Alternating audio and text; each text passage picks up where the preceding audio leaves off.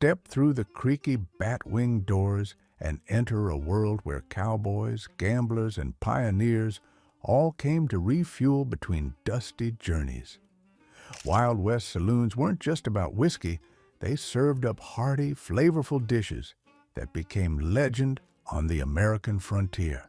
Get ready to relive taste memories and learn what kept the West moving with our countdown of the top 10 foods you'd find in Wild West saloons, from 10 down to the #1 classic. Number 1. Sarsaparilla and Slab Pie Finale. Let's go back to a time when swinging saloon doors welcomed dusty travelers, and the promise of something sweet and fizzy awaited at the bar. Of all the dishes and drinks drifting through Wild West saloons, none captured the cheerful spirit quite like a tall glass of cold sarsaparilla, paired with a generous slab of fruit pie. Vendors would pour the dark, rooty soda, bubbly and sharp with hints of spice, from glass bottles, chilled in blocks of river ice. Sarsaparilla had a unique, almost medicinal aroma that made its way into every happy memory, a non-alcoholic treat prized even among cowhands who'd had their fill of whiskey. Next to it, flaky crusted pies sat cooling on open windowsills or lined up on long wooden counters. Pie fillings depended on the season's bounty, apples that tumbled in from eastern orchards, cherries hauled by wagon, or handfuls of wild berries gathered from the edge of the prairie. By the late 1800s, this humble duo had become a saloon staple, offered as the Leave 'em Happy special for both gamblers and drifters. Their legend endures in country diners and movie sets, but today, the scent of cinnamon apple pie and the first tart fizz of sarsaparilla can still transport you to a time of starched aprons, banjo tunes, and wide, open skies. Number 2. Buffalo steak with batwing gravy. The sharp smell of sizzling meat and wood smoke once drifted from rowdy Wild West saloons where buffalo steak, thick cut and fresh from the prairie, was king of the menu. Cowboys and prospectors, battered from the trail, crowded into shadowy corners to watch cooks slap slabs of wild bison onto hot grates over open flames. Within minutes, the seared meat was ladled onto dented tin plates, swimming in a peppery pan gravy known as batwing, thanks to its glossy, wing-like drape across the steak. This gravy was crafted from the fatty drippings, a handful of flour, and whatever whiskey or black coffee was within arm's reach of the stove. The meal was primal and filling, a generous reward after days of jerky and hardtack. Buffalo steaks weren't just convenient, they offered a true taste of the untamed frontier. Saloon owners from Kansas to Wyoming in the late 1800s knew that a dinner like this could keep patrons anchored to their tables, lured by savory bites between hands of 5-card draw. Wild bison, once numbering in the millions on the Great Plains, offered hearty sustenance until overhunting brought the animals to the edge of extinction by the 1880s. As the herds vanished, so too did this saloon staple, leaving only rich food memories hanging in the smoky air, right beside the echoes of boots and laughter. You can almost still taste the tang of pepper and wood fire, each bite a wild gamble as bold as the West itself. Number 3. Fry bread with honey or jam. Golden, puffy, and fresh from the skillet, fry bread with honey or jam was the sweet punctuation at many a rowdy Wild West saloon meal. Picture the scene. After hours of salt-cured meats and beans, someone slides a plate your way, steam rising, the airy bread glistening under ribbons of wildflower honey or a dollop of berry jam that stains your fingers. Born from indigenous culinary ingenuity and adapted by settlers after 1860, fry bread used pantry basics. Just flour, water, a pinch of salt, and a splash of whatever oil or fat was handy. While fry bread originated as a necessity, tracing its roots back to native communities who turned available government rations into something warm and filling, saloon cooks saw an instant hit. Patrons, craving comfort after long, dusty days or sleepless poker nights, snatched up these treats.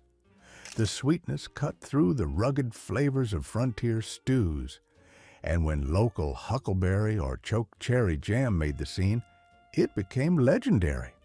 The bread itself, with its blistered bubbles and chewy centers, could turn ordinary honey into something almost decadent. Today, the scent of hot bread and honey can instantly transport you to a low-lit room echoing with piano notes, boots shuffling, and a promise of small pleasures amid the wild unknown. Fry bread may have humbly begun as a compromise, but in the Wild West, or any kitchen where tradition matters, its simple magic endures. Number 4. Oyster Stew Supreme. Thick steam swirled off a porcelain bowl as a cowboy sidled up to the bar, his spurs clicking against the worn wood floor. Oyster stew in a Wild West saloon was the culinary equivalent of gold dust, a delicacy so rare and expensive only the fanciest establishments dared serve it.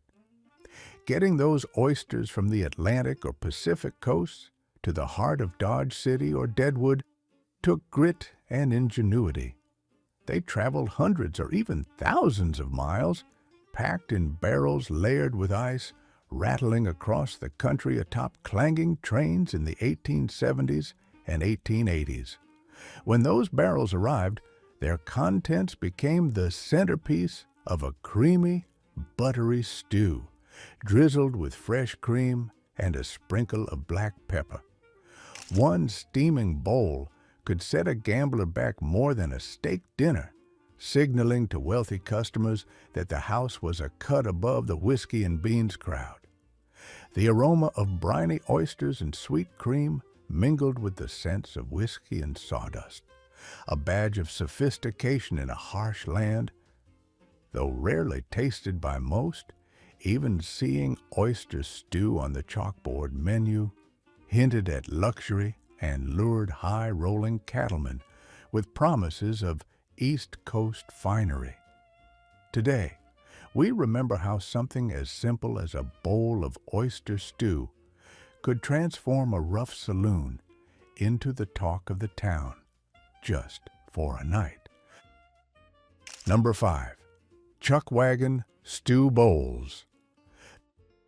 The low, bubbling sound of a cast-iron pot hung above a mesquite fire meant one thing for tired cowhands: chow time. Chuck Wagon stew was the anchor of every real Wild West meal, ladled straight from the pot by the camp's resident cookie, that indispensable trail cook who could turn scraps into something hearty and restorative. Picture thick beams of steam rising into the crisp dusk, carrying smells of smoky beef, slow-cooked beans, and rough-chopped carrots and turnips. This wasn't a fancy affair, but after a marrow-chilling night on cattle drive trails, that first spoonful could bring you back to life. The magic was in the method more than the ingredients. Most times, chunks of tough beef, whatever could be spared, were simmered until tender with dried beans and whatever root veggies had survived the journey. Sometimes salt pork or cured bacon joined the mix, lending fat and flavor that danced on your tongue. The first true chuck wagons appeared in the 1860s, rolling into history behind herds bound for Dodge City or Abilene. By the time sun set behind the sagebrush, even a meager bowl glowed with warmth and grit, offering a taste of home no matter how far you'd ridden. Today, The simple, no-nonsense comfort of chuck wagon stew feels like a living handshake with the past, a reminder of how a few humble ingredients and a little know-how fed legends on the open range. Let's pause for a second. Who in your family was the true stew master, and what did they toss in their big pot? Share your best campfire or kitchen crock memories with us below. Every family has a stew story. Number 6, sour mash cornbread slices. A golden wedge of cornbread fresh from the cast iron pan. Now that was a familiar sight in Wild West saloons. Rolling in from the chill or dust of the plains, a hungry cowboy might first catch the scent of warm, slightly sour cornmeal carried through swinging doors. Unlike the cake-like varieties stacked in modern diners, these rustic loaves were denser, made with hand-ground cornmeal that left a bit of crunch. Saloons often sourced their cornmeal locally, sometimes letting the batter ferment just long enough to develop a signature tang. This wasn't by design so much as necessity. Pioneer bakers had no packaged yeast and sometimes used a sour mash technique, relying on wild yeasts from the air. Slices arrived at the table thick and hearty, sometimes still steaming, generously topped with slabs of fresh churned butter or a drizzle of molasses when luck or supply trains allowed. In Dodge City or Deadwood, the savory aroma was enough to lure in prospectors, gamblers, and weary cattle drivers. The cornbread served as both bread and belly filler, stretching sparse larder supplies. By the turn of the 20th century, as ingredient quality improved and packaged grains arrived by rail, these lumpy, robust breads gave way to softer versions we know today. But nothing beats that first bite of hot, sour mash cornbread, the crust crisp, the center yielding, reminding every traveler that simple food could taste like pure frontier comfort. Number 7, stewed pronghorn or venison. Steam rose from battered tin pots, filling saloon rooms with the rich aroma of simmering meat, a scent that meant comfort and survival on the frontier. Game meat stews, often made from pronghorn antelope or venison, were pure Wild West sustenance. Local hunters would trek back from the plains or timber, their haul determining what stewed in those blackened kettles that evening. Sometimes it was the distinctive grassy flavor of pronghorn. Other nights, tender deer chunks mingled with potatoes and wild onions. Spices were a luxury, so the land itself flavored each smoky spoonful. When a fresh cut arrived, it could transform a saloon's daily fare, filling bowls at crooked card tables and fueling the long rides that followed. These stews simmered slowly for hours, breaking down sinew until the toughest cuts turned velvety. By the lantern glow of, say, a Cheyenne saloon in 1878, hands gripped tin spoons and mugs, each mouthful a buffer against hard living. In some tales, a winning hand at cards meant a second helping from the pot, fortune favoring the lucky and the hungry alike. Today, few have tasted true pronghorn or deer stew cooked the old way, outdoors over an open fire. But if you close your eyes, you can almost hear the hiss of flame and clatter of spoons, the rugged flavors of the West drifting just beyond memory's reach. Number 8, Rocky Mountain oysters. The crackle of hot oil and a whiff of sizzling batter, the arrival of Rocky Mountain oysters meant something special on the frontier. Don't let the name fool you. This notorious dish is no ocean fare, but rather breaded and deep-fried bull-calf testicles, the stuff of daring legends in Western saloons. Born from the gritty, waste-not ranching culture that defined the 1800s American West, cowboys and ranch hands made sure every bit of the animal served a purpose. Once branding season wrapped up, these oddball morsels found their way from cattle pen to cast iron skillet, emerging as a test of grit and a badge of true local bravado. By the late 19th century, Rocky Mountain oysters were more than a meal. They were a spectacle. The story goes that barkeeps would challenge newcomers to try a plate, often alongside a shot of whiskey for courage. Over time, regional festivals sprang up like the famous Testicle Festival in Montana, further cementing their place in Western lore. The taste? Salty, tender, almost like fried chicken, but with a whisper of iron. Memorable, whether you expected to enjoy it or not. Today, you can still find Rocky Mountain oysters on menus and spots from Colorado to Texas, served up mostly as a rite of passage. Even if you pass on the plate, the stories roll on, as unforgettable as the first bite and every dare that followed. Sometimes the wildest flavors linger longest. Number 9. Salt pork and beans plates. The sharp scent of wood smoke mingled with the rich, savory aroma of beans simmering low and slow. At any Western saloon worth its salt in the 1880s, you'd find a battered pot perched close to the fire, bubbles rising beneath tender beans and thick, salty hunks of pork. No one mistook this for fancy fare, but to the hungry cowhand or dust-caked miner pushed to the limit, it was the most dependable promise on the trail. Nourishment, warmth, and a rare moment to fill your belly and catch your breath. Salt pork, cured and tough enough to outlast desserts and long drives, was the working man's protein, stretched by beans that soaked up every smoky bit. Saloons dished out plates for a nickel or less, knowing hungry men made for loyal customers. Big pots stayed on the fire day and night, with cooks adding more water and beans as needed, so no one was ever turned away empty-handed. By sunrise, the smoky tang was part of your clothes, your fingers, even your dreams. Today, the simplicity and heartiness of salt pork and beans might get overlooked for modern speed, but back then, it was a lifeline.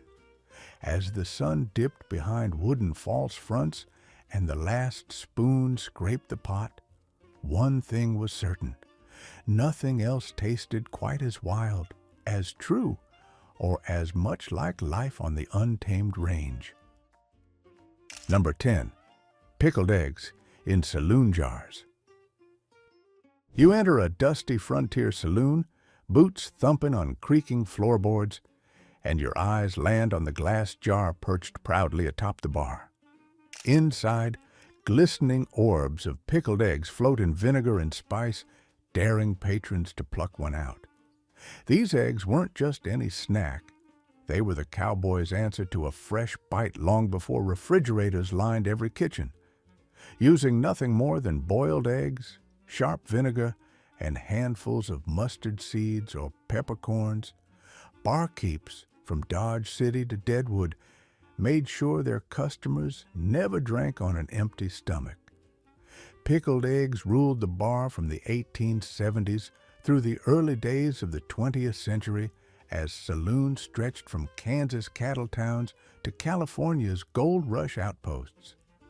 Protein kept travelers steady, while the tangy burst of vinegar chased away the taste of dust and cheap whiskey.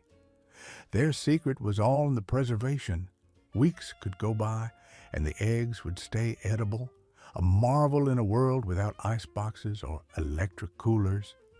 Sometimes, saloons added their twist, piling in beets for a purple hue or slipping in hot peppers for a fiery kick. Today, that tall jar is a curiosity, maybe seen at an old-school bar trying to capture cowboy charm. But with just a whiff of brine, you're back in a time when every bite told a tale of survival and simple, salty satisfaction.